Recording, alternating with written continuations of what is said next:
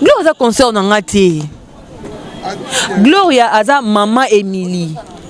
Gloria na monde oyo ya ki journaliste. Gloria na benga maman Leki. Nande Gloria za muninga na ngati.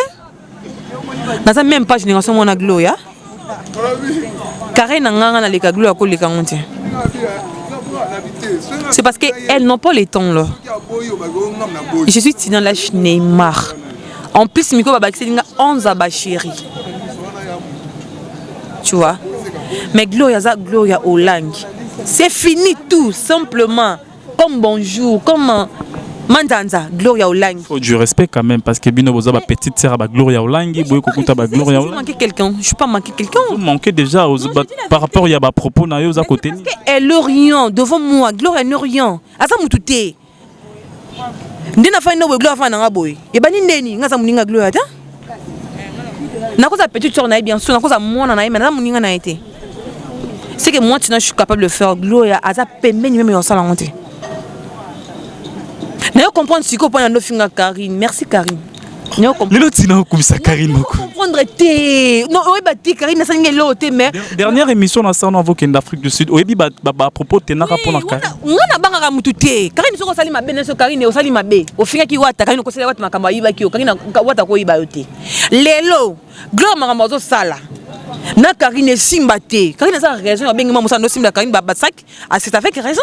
Ndepe mastano pe obuzarana ce qui lui passe de la presse Myriam. Ndepa ndeko simbe la pe Karine na ba grâce témoin dagi pure petit na bango mona musala. Papa.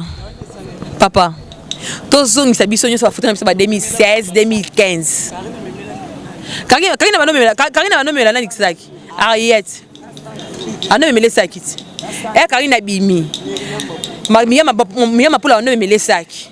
Miyama bimina comme miyama pula saki. Gloria la comme miyama pula saki. C'est la totika ba valti. Je dis la vérité. Banani, moi na comme nani Malika, a comme la passe de la presse ba saki. Na moi na o nani. Moi na ta ba loction comme nani. Flore comme la passe de la. Tu as un problème avec Flore? Non, na zo lo bande. Laura Chou a comme la passe de la presse ba saki. Mais ça bon génération par génération, c'est tout à fait normal. Il n'y a pas rien de trop, il n'y a rien de spécial, les athées. Tu vois? Il faut mettre le point sur les i. Ouais, c'est comme ça. Et ça, génération par génération. Peut-être comme on appelle Lobby, on a Laura Chou, à comme Mélanie Eleonore Sac, c'est tout à fait normal. C'est tout à fait normal, c'est parce que c'est du boulot. Yeah? Si tu n'as pas ça, mais là, Fifi, c'est normal.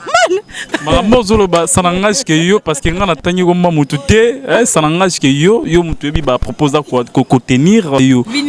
Vini, je suis Tina Lash Neymar, ma passe de la presse. Natangi combo ya mutu na mutu et là qu'on a combo nango. C'est parce que je ne crée rien. Je sais là où je suis, na mi place na télémélie et je sais qui je suis Tina Lash. Bien-aimés dans le Seigneur, nous vous saluons au nom du Seigneur Jésus-Christ. Nous voulons vous annoncer la convention annuelle au Colorado, à Denver. Notre convention à Messie Ministry Colorado. Et je vais vous présenter le premier orateur, qui est le révérend Roland Dallot, que vous connaissez bien de Philadelphie. Il va se présenter pour vous dire le programme, comment il sera sur place pour cette convention. Que Dieu vous bénisse. Merci beaucoup. L'apôtre Mbo, c'est un ami, un confrère, un ami de longue date. Et nous nous sommes perdus de vue, mais Dieu a permis qu'on puisse se retrouver. Et tel qu'il a dit, nous voulons vraiment prendre rendez-vous pour cette grande convention, et cette action nouvelle dimension dans la parole à Denver, Colorado. Je rappelle les dates qu'il a prononcées, que Dieu a placé dans son cœur et pour lesquels j'ai eu aussi à prier. Je pense que c'est un thème qui va répondre à nos besoins, la restauration, mais à tous égards. Une restauration qui touche différents aspects. Et nous prenons rendez-vous. Vous êtes de Denver, vous êtes des villes environnantes. Prenez rendez-vous avec nous pour cette période. Souvenez-vous, en 2019, Denver, Colorado, Messie, qui est l'église, est dirigée par l'apôtre Mbo. Que Dieu vous bénisse.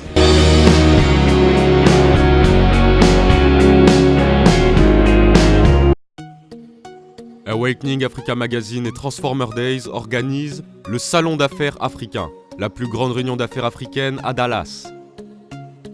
L'événement réunira des entreprises publiques et privées, des investisseurs, des dirigeants politiques africains et américains et des entrepreneurs. L'événement aura lieu au Grand Hall de Dallas le 6 septembre 2019 de 10h à 22h30. Awakening Africa Magazine. Nous construisons une communauté africaine forte et créons un héritage de richesse durable. Activités, salons et expositions d'affaires, conférences et networking. La conférence sera suivie d'un dîner de gala et de networking. Pour plus d'informations et réservations, appelez au 972 674 01 24 ou envoyez un email à subscribe@awakeningafricamag.com. We heard about this amazing continent with everything that we need and everybody is packing their bags and running to Africa. Le salon d'affaires africain, là où les leaders africains se rencontrent et créent des opportunités d'affaires.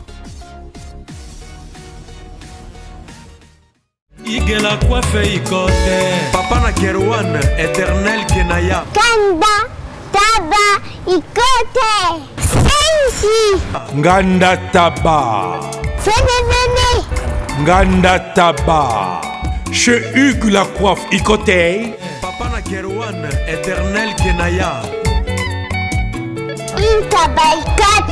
Au 174 avenue Aristide Briand, 93 320, le pavillon sous bois.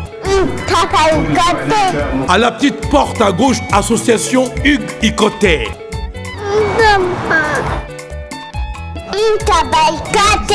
01 41 55 0000. Ntaba Ikoté. Descartes Construction et yeah! Fini l'inquiétude pour la réalisation de vos constructions de rêves en RDC au prix imbattable. Grâce à votre entreprise installée en RDC uniquement pour vous, spécialisée en construction, réfection, bâtiments, immeubles, vente de terrains, travaux publics avec les ingénieurs architectes qualifiés au prix incroyable. Descartes Construction est aussi spécialisée en luminosité des bâtiments et éclairage public. Installation des systèmes d'alerte, intrusion pour des maisons et véhicules et tous d'autres services. Nous acceptons aussi les paiements par tranche au prix incroyable. Pas d'hésitation avec Descartes Construction. Vous serez jamais déçus. Pour tout contact, notre email est descartesconstruction@gmail.com. Notre numéro de contact plus 447 93 92 82 813 et appelez-nous pour Kinshasa plus 243 89 91 56 86 2. Descartes Construction à Tozana Mbongo Moké, opération Tongana RDC. L'agence d'export et d'import Michel Atlantic Shipping et yé bana ya Canada, bana ya USA, bomitungisa lisusu te. Pour tous vos achats et ventes de voitures, pièces de rechange et les accessoires possibles. Na koti na ba koli na bino na Kinshasa, bomitungisa penza te. Please, bakoya koza koli tina ndako. Pour tout contact, benga Michel Lukadi.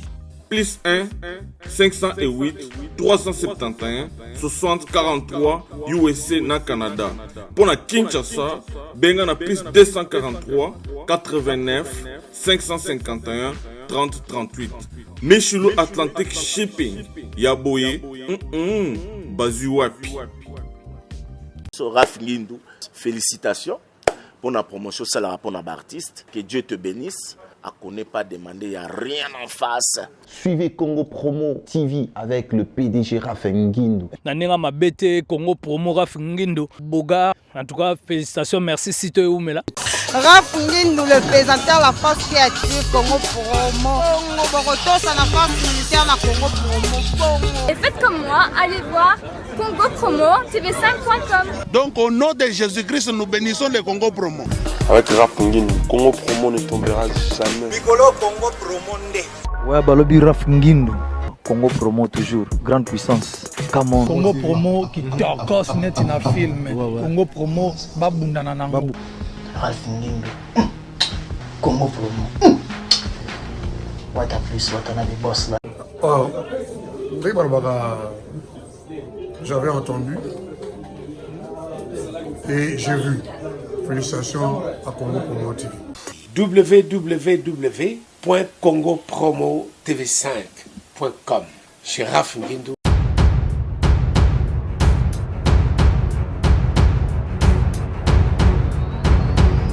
Bonjour à toutes et à tous, à vous tous qui êtes consacrés à ces moments de nous suivre partout dans le monde entier à travers votre émission Tofongola Masolo qui est présentée par votre humble serviteur Vini Mbouya, l'inspiré des Diende Karaneb, Sarabino appelle-moi Mister Tokos Petit mais Coston Detskar la film à Kuntakite. Donc voilà, et je ne peux pas commencer cette très belle émission sans pour t'avoir remercié à toute l'équipe technique qui accompagne cette très belle émission Tofongola Masolo. Là je dis merci infiniment à celui qu'on appelle le boss américain Papa Raphaël Ngindu. Pourquoi pas de dire encore merci à celui qu'on appelle Cédric Sedubac, le caméraman le plus célèbre. Et là, je dis encore merci infiniment à notre directeur technique Christian et ainsi qu'à notre coordonnateur Serge. Donc, merci Nabandego Toubolingara Vini Mbouya et ma conseillère privée, là où tu y es, la seule personne, la femme qu'il faut à la place qu'il faut, celle qu'on appelle la lettre J. Ça dit ma conseillère privée. Merci donc voilà Nene donc tous dans la commune il y a Kalamou, bon comprendre qu'on est en direct, tous dans la carte il y a Kermès, il y a Kalamou et présence il y a Myriam Mapoule, les autres boucans na film, mais ça dit bon comprendre. Donc je suis avec Tinalash Neymar, tourner un peu qu'on discuter na Tinalash Neymar en direct de South Africa, c'est-à-dire à invité un spécial les gars na Saibino que tu rejoignais tout Betama solo par rapport à mouvement tout mon pépénion surtout et les cas qui donc voilà on est là Tinalash Neymar, bonjour. Ouais, bonjour, bonjour pour tout le monde entier. Vraiment la chaîne Neymar grâce à Vini Mbouya Balobi mon ami de tout le temps vraiment vraiment bonjour. Et bah bon séjour Nayo Tinalash Neymar dans Katia Kinshasa. Ouais, merci vraiment, merci Nasepele. Ndetskar ndetste couleur à South Africa bimi. Vraiment dans l'Afrique du Sud qui vraiment bien accueilli, bien vraiment par rapport à la Tinalash Neymar. Je vois celui qu'on appelle Balobi Randy Boss Live. Ça va boss bazan na bango hein? Pas boss bazam pas comme Randy Boss Live Boss Live. Tala ka talinga bi Neymar beauté na yo façon na yo bon.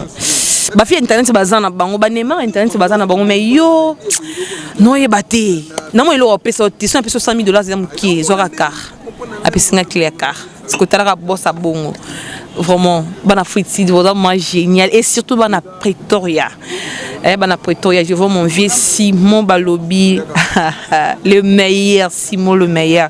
Après 5 baskets, 5 t-shirts, 5 chemises.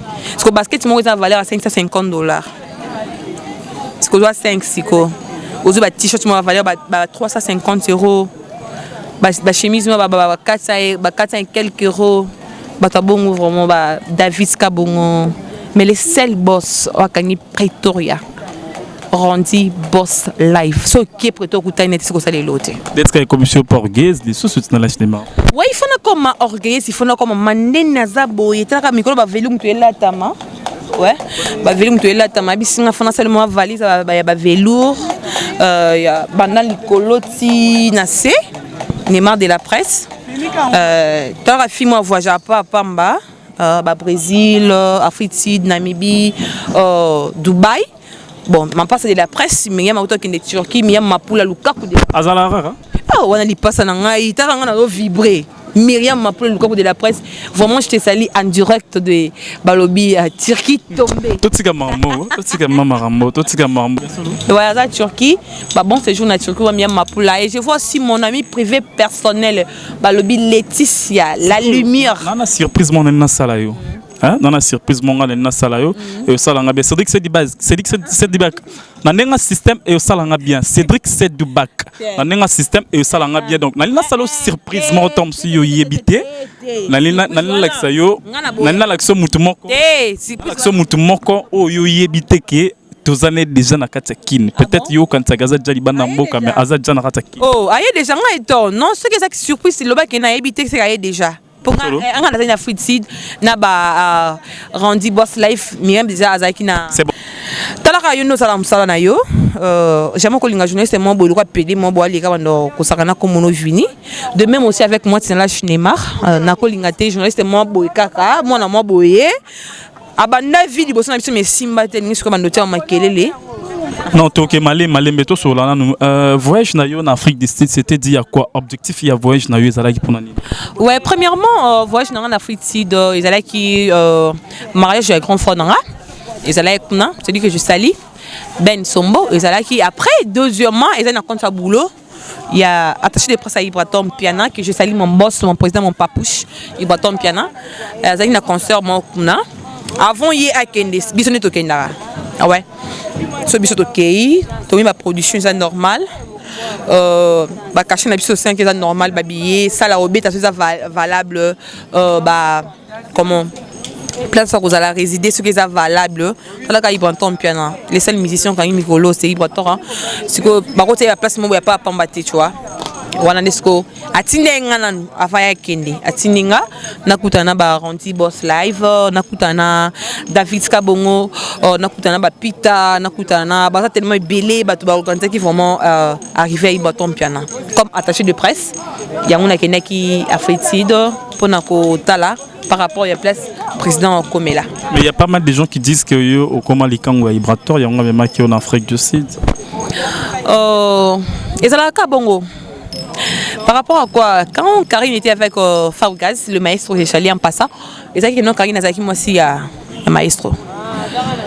Et Karine Bakawana maestro, à eux qui n'est pas boss live Gogan Motona Tembe Wata. Et comme il y a un akumobi manae. Mais bien sûr il y a non Wata azan moi sinae, la lot moli show maman cc, azape na Faougaz pas aki na moi sinae. Karine dit ça nous sommes salanae. Tu vois, moi si le quoi nga tina la cinéma pemenya mutu le quoi Ibrator et le makarabon ye aebi ndenge mission bisemo auto yemba balobi bina filé c'est qu'elle ya motema na koyebisa moto te azane loko on a c'est là motema tu vois, c'est mon boulot ce qui est dans un Neymar on a ça c'est grâce à cette boulot. Il y a peut-être un zélo Neymar à part dans le monde entier. Tu vois? Sinon, là, je démarre. Et ça, question qu'on a posée. Pourquoi pas au préféré qui n'a pas de la naïoto qui m'a noté en Afrique du Sud comme Batumusu Basal Rabamemien à voyage à zone une pété à qui n'a pas sa vie n'a moussous. Vini, question est exactement ma casse. Vini, Afrique du Sud qui m'a été. Oui, bien dans la nord, il y a temps en temps. Avant d'aller kin dans une Afrique du Sud.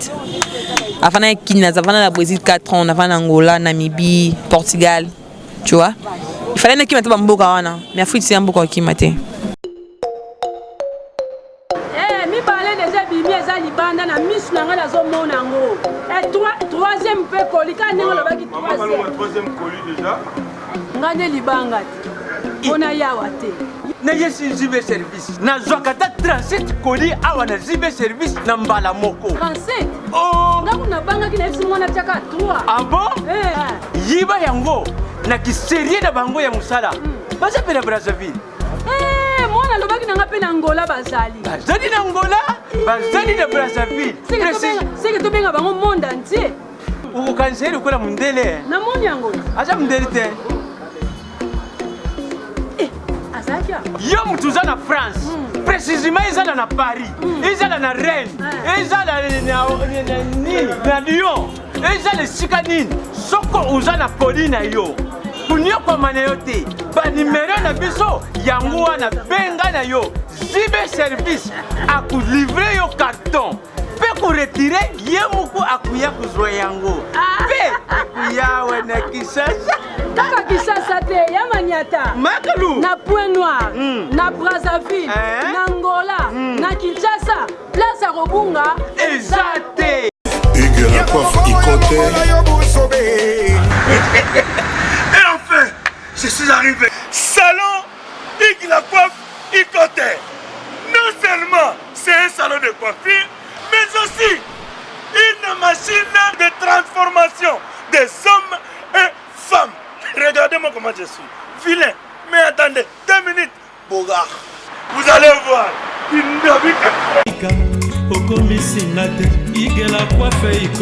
Hugues la coiffe Ikote.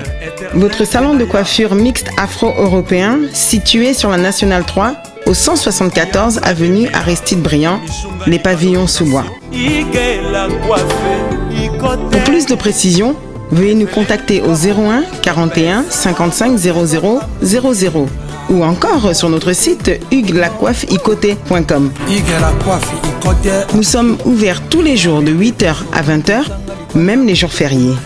Hugues la coiffe Icoté, l'homme qui coiffe la ville. Hugues la coiffe Icoté, le salon de coiffure mixte afro-européenne de proximité. Au 174 avenue Aristide Briand, les pavillons sous bois sur la Nationale 3. Un seul numéro, 01 41 55 00 00.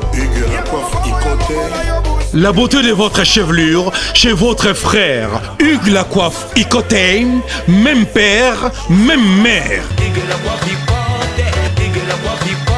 Chikicha, chikicha, cha cha. La beauté peut tout changer. Salon Hugues la coiffe Icoté. Quelle beauté! Sexy pour les femmes, ndindindi pour les hommes. Yamboka yobeta tour aux zones. Par rapport à quoi? Peut-être aux gens en Afrique kelele, aux États-Unis, l'école Afrique. Mais il y a des gens en Afrique, bah rêver États-Unis, tu vois, bah rêver Europe. Peut-être un paiement y boitor dans en Europe, dans en États-Unis, dans un mboka oeleki Afrique. Alors j'ai pas le temps yokima pour l'Afrique. Parce que ce sont qui Afrique, c'est le Rwanda nandako. Pour ça t'as m'pandi boy randi boss life azao, t'as m'pandi boy. Bah confront nabiso nani palzurien que je salue depuis Djobu palzurien basalis ko okimelanini. Au monde toi en Afrique, mona kimezate. C'est que ça les loroté. O songe musika to mona mula, o mona ma musika te, o mona pembeni. Et le bel lango, c'est lui qu'on appelle Jacques Packer. Ya bisinga binema so bokangai. Bokanga oboka bobali langa Jacques Packer. So ba senga numéro, pesa numéro, na so ba senga numéro, na pesa numéro nae. Voilà Isaac Parker ma boko bank. Isaac Parker, vraiment le bin est mort. So ba senga numéro na yo. Pesa numéro na pesa numéro na yo. Isaac Parker, ba le biso mon Isaac Parker au mona. Celui qu'on appelle Arnaud Bamba. Arnaud Bamba, salutation à Yangwana. Sans oublier aussi mon ami privé personnel, le Baratro Eleonore. Il y a le Baratro, ça m'a castel, vraiment à péter les plans. Vraiment. Ce qui est le musicien européen, mon Mboka Oyope a préféré à travailler dans l'orchestre, peut-être pas président Fali Poupa, Fabrigas Maestro, Héritier Watanabe, président Iranson, Jibem Piana. Est-ce que c'est possible aussi d'aller travailler avec eux? Parce que pas président Fabrigas, déjà tout le monde qui Azal sur son attaché de presse et les lots se pénal lobby qui a zoatina la Chine comme un moko attaché de presse. C'est possible d'aller travailler avec lui? Mon ça a intérêt. Mon ça a intérêt, mais la patience paye. J'ai commencé avec Ibrator, et ça les lotés. Depuis ça qui pas mal sur Fabrigas. Ouais, Aza. Dans sa prochaine première Ibrator, c'est pas parce que Aza est le haut et Aza piano. Non. Et ça parce que dans ces 100 ans, laisse le quoi grand frère, on a petite sœur. Partout où on a tamboula Ibrator, on a petite sœur Ibrator propre. Moi cité. Moi cité. On a mbal nangai. Papa ya mwana nangai. Il y a moi mis place à Zali, tu vois. Papa na only, papa na nouveau né kalaté bebazoya. Dans un azim. Ouais, on a zéma mbal nanga. Ozo confirmé. Mais pas bota non moi cité. Non moi si fana bota non. Ouais, moni. Fali bien sûr. Aza leader, oui rançon, Jibem Piana, Baza leader bien sûr, ben oui. Mais je préfère non dur sur place Nazali. Parce qu'il n'a pas que trop tard ça a payé. Trop tard. Les jours vont s'élever. Il n'a pas que les jours vont s'élever. Par rapport à qu'il y a 3 ans de carrière. Mais déjà, attaché les presses pour voyager. Mais il y a Namibie, Dubaï. Il na effort na yeto pour na Ibrator. Qui na effort il y a Ibrator bien na tourner clip oh il y a il y a rumba gospel.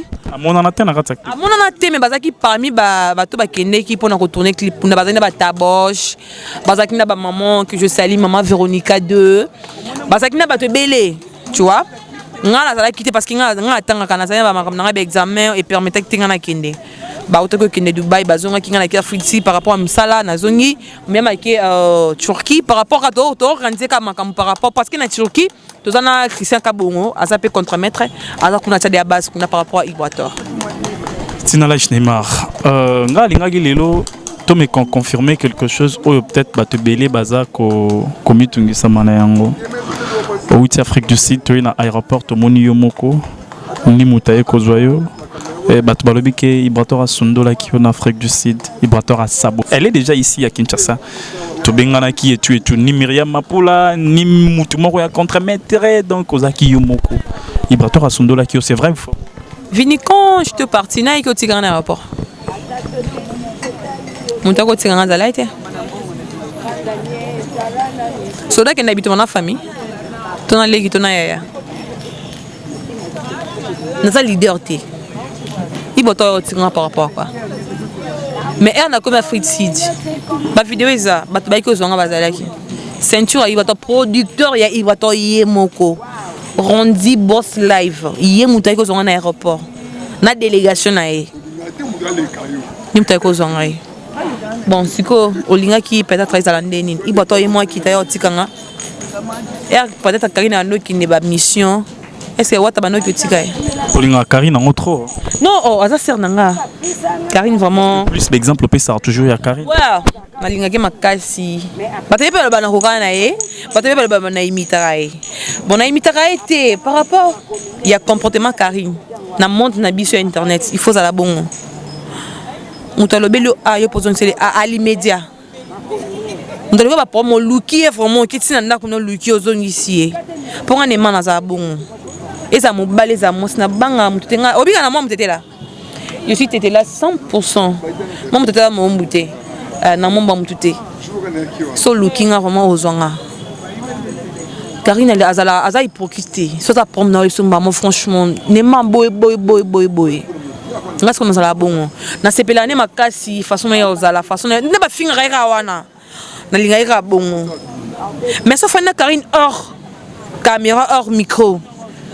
Asa fille moko, je ne sais pas. Dans ce cas, on a ma bête, banana et banana Karine, banda wata présentant on a aussi Brésil, na sali à 2 semaines. To kuta na matin moi na ya mon vieux que je salue, tete ma beaucoup bon.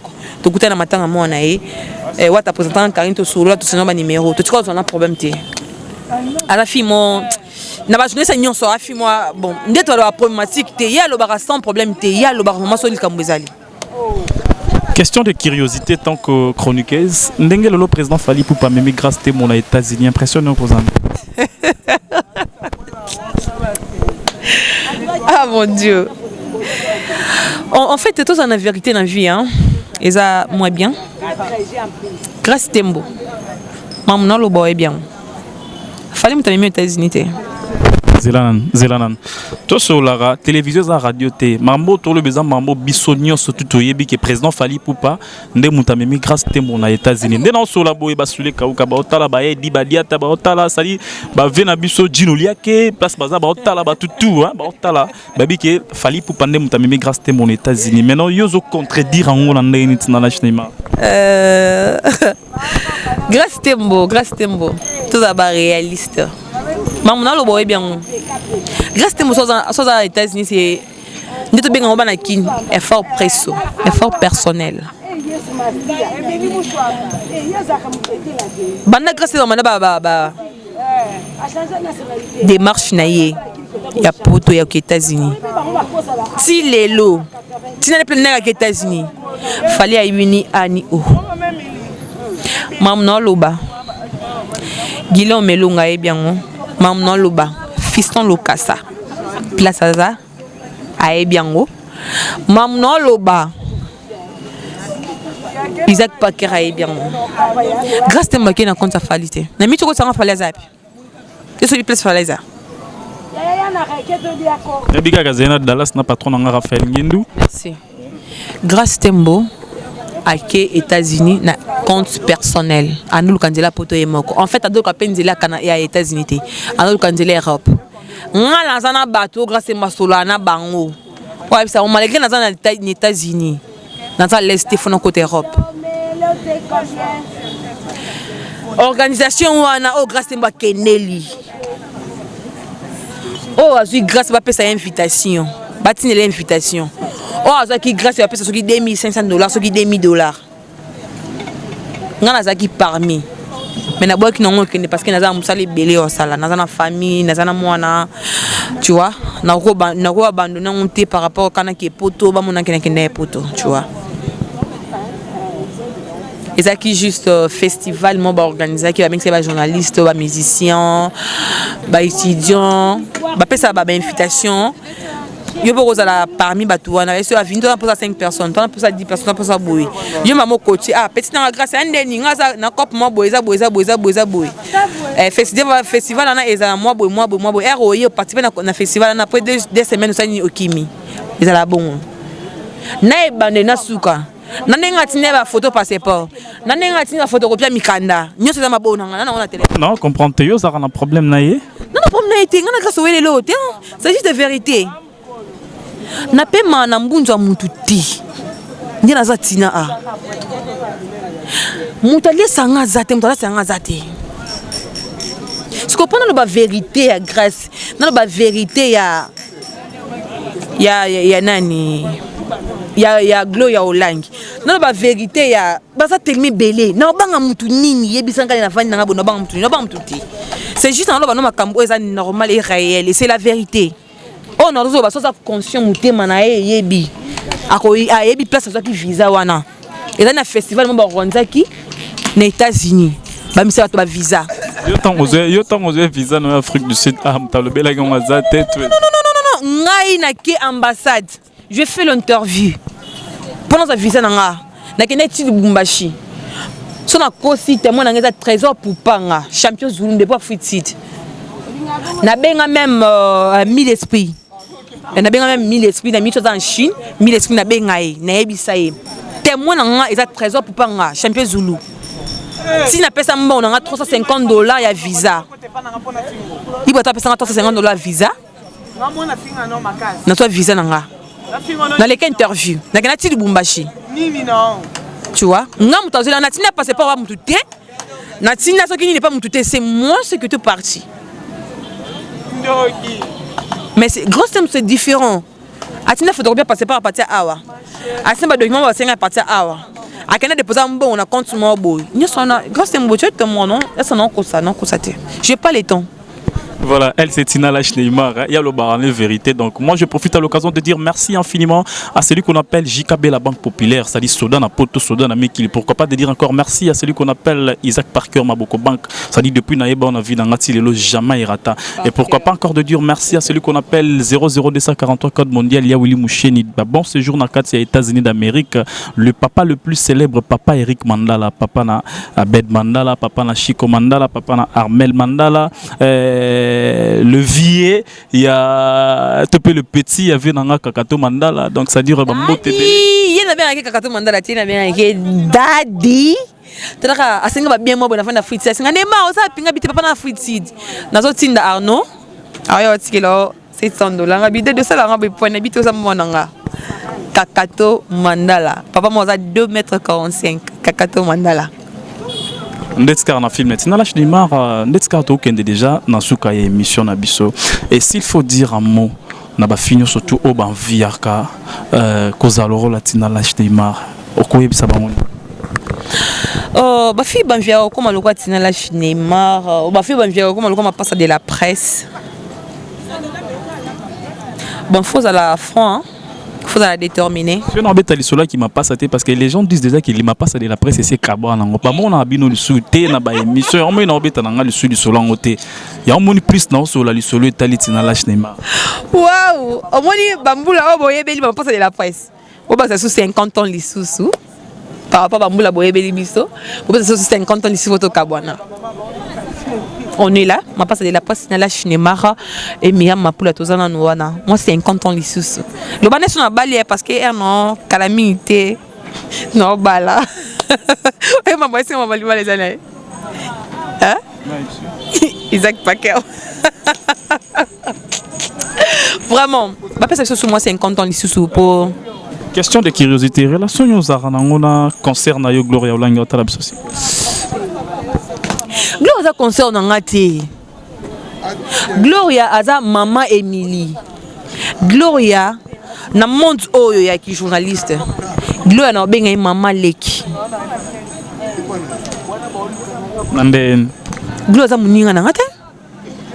Na za même pas génération mona Gloria. Carré na nganga na leka Gloria ko leka ngonte. C'est parce qu'elles n'ont pas le temps là. Je suis Tina Lash Neymar. En plus, Miko Babak, 11 à Bachiri. Tu vois? Mais Gloria Olangi. C'est fini tout, simplement.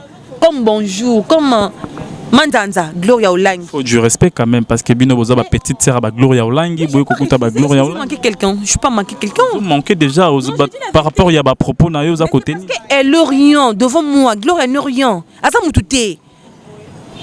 Ndena fa no Gloria fa na boy. E bani ndeni ngaza muninga Gloria ta?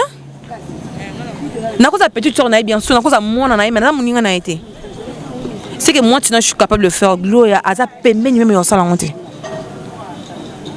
Na yo comprendre si ko pona no finga Karine. Merci Karine. Le tina comme ça Karine. Comprendre té. Non, oui ba té Karine ça ngé loté mais dernière émission na sana avocat d'Afrique du Sud. Oyebi ba propos tenaka pona Karine. Ngana banga mututé. Karine soko sali mabe so Karine o sali mabe. O finga ki wata Karine ko sali wata makamba yiba ki o Karine wata ko yiba yoté. Lelo, Gloire makamba zo sala. Na Karine simba té. Karine ça raison ba bengi mamusa no simba Karine ba sak. Ah c'est avec raison.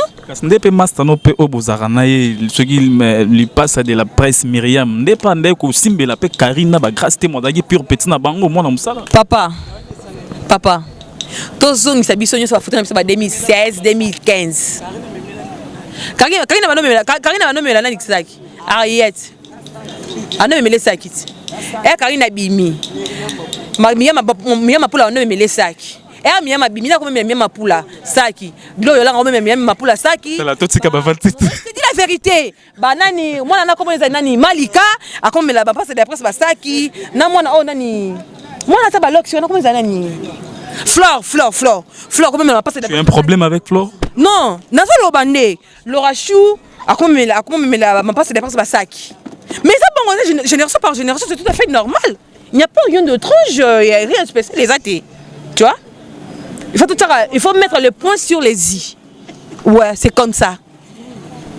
Et ça, génération par génération. Peut-être comme on appelle Lobby, on a Laura Chou, à comme Mélanie Eleonore Sac, c'est tout à fait normal. C'est tout à fait normal, c'est parce que c'est du boulot. Yeah? Si tu n'as pas ça, mais là, Fifi, c'est normal.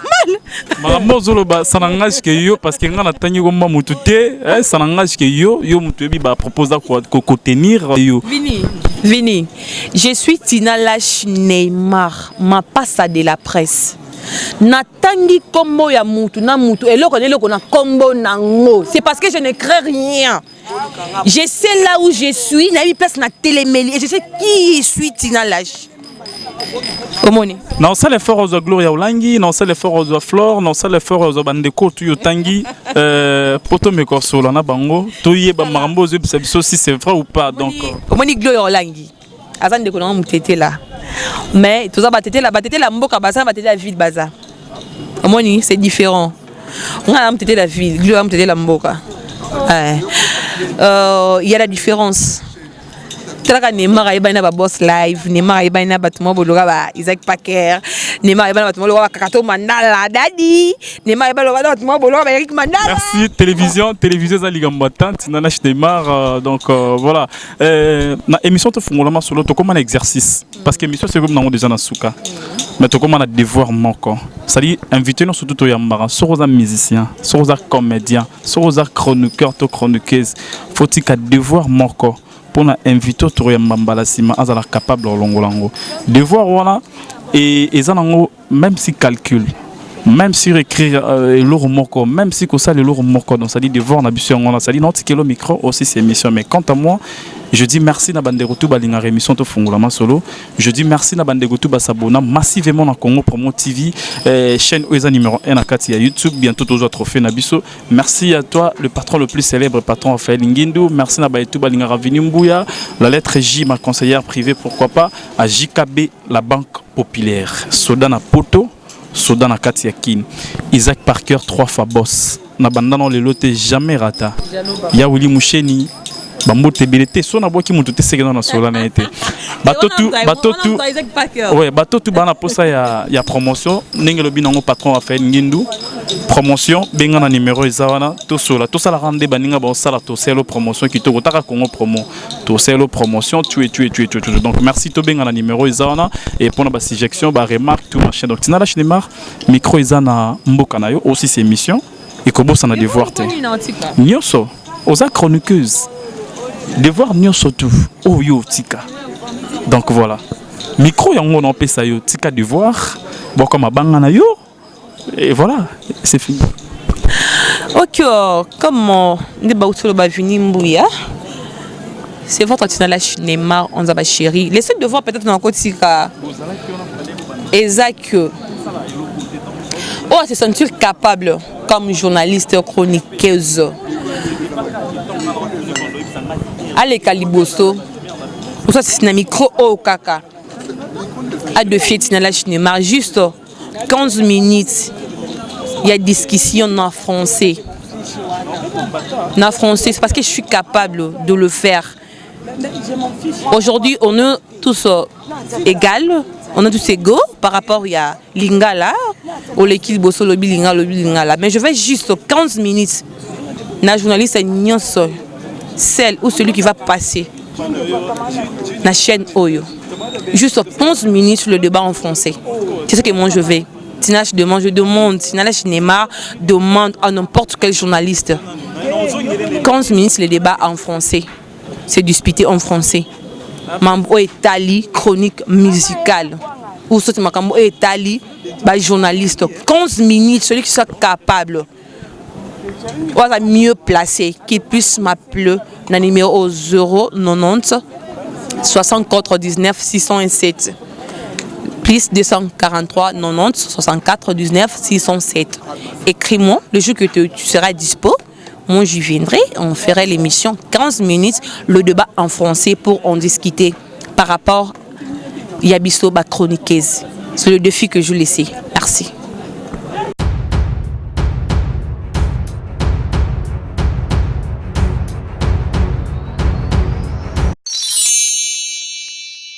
Sepela TV et yena makambu ya sikali susu.